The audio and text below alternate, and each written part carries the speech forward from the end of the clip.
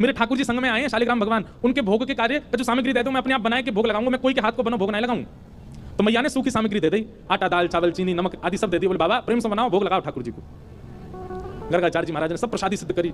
अंत में अपने ठाकुर जी के लिए बढ़िया नंद बाबा की गैया की दूध में से सुगंधी आवे। ठाकुर जी की गैया के दुग्ध सामान्य नहीं है, सुगंधी युक्त दुग्ध है। वासों ठाकुर जी की अधोटी खीर बनाई। अधोटी मतलब दूध जब औटते औटते आधो रह जाए वहां में खीर बने, वो ठाकुर जी को सबसे प्रिय, रबड़ी जैसी खीर। पतरी पतरी खीर ना पामे ठाकुर जी, अधोटी खीर। अधोटी खीर बनाई गर्गाचार्य जी ने, और खीर बनाए करके प्रसाद पधरा के और अपने शालिग्राम भगवान विराजमान किए सिंहासन पे, और थाली सजा के ठाकुर जी के आगे धर दी। और थाली धर के त्वदीयम वस्तु गोविंद तुभ्यमेव समर्पयेत् ग्रहाण सुमुखो भुक्त्वा प्रसीद परमेश्वर। जय हो ठाकुर जी।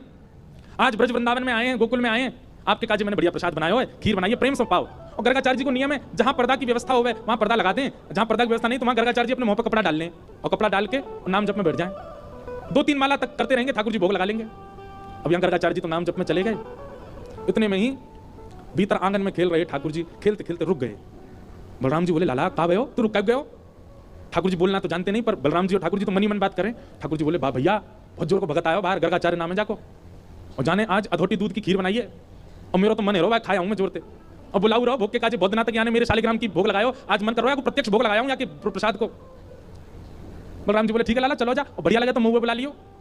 ठाकुर जी घुटमन चल के गए, चलना आवे ना है घुटमन चले बस, और चल करके गए और उनके ठाकुर जी के आगे धरी हुई थाली में सब सामग्री रखी है, पर ठाकुर जी ने खीर ही उठाई और खीर उठाई करके बैठ गए। नेक मुंह पे लगाई, नेक खीर अपने गार पे लगाई ली, नेक नाक पे लगा ली, खाते खाते पूरे मुंह में खीर ही खीर रह गई।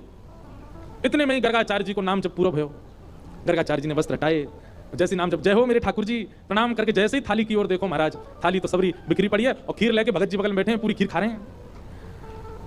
गर्गाचार्य जी पहली बार तो हंस गए, अरे यशोदा देख तेरो लाला बड़ा चंचल है, तेरो लाला है मेरे ठाकुर जी के भोग उठा के खा गए हो।